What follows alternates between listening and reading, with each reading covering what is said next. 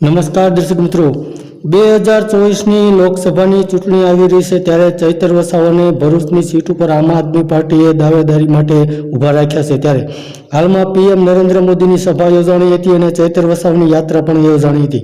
ત્યારે દાહોદ ખાતે ધારાસભ્ય ચૈતર વસાવાએ જોરદાર સ્પીચ આપી હતી અને તમામ આદિવાસી સમાજને ખુશ કરી દીધા હતા। આ સભાની અંદર આમ આદમી પાર્ટીના મોટા નેતાઓ ઉપસ્થિત રહ્યા હતા અને આદિવાસી સમાજના મોટા નેતાઓ અને મોટા આગેવાનો પણ ઉપસ્થિત રહ્યા હતા। ત્યારે ચૈતર વસાવાએ જણાવ્યું હતું કે કહ્યું હતું કે આદિવાસી સમાજને એક થવાની જરૂર છે। આદિવાસી સમાજને સામાજિક ક્ષેત્રે, આર્થિક ક્ષેત્રે અને રાજકીય ક્ષેત્રે આગળ આવવાની જરૂર છે, કારણ કે અત્યાર સુધી તમામ પાર્ટીવાળાઓએ આદિવાસી સમાજને તાળીઓ પડાવીને બધા કામ કરાવી લીધા છે। તો હવે પછી આપણે આ તાળીઓ પાડી અને બીજાના કામ નથી કરવાના, પરંતુ આદિવાસી સમાજને આગળ વધવા માટે, આદિવાસી સમાજને આગળ વધારવા માટે આપણે સૌએ આગળની લોકસભાની ચૂંટણીમાં મતદાન કરવાનું છે।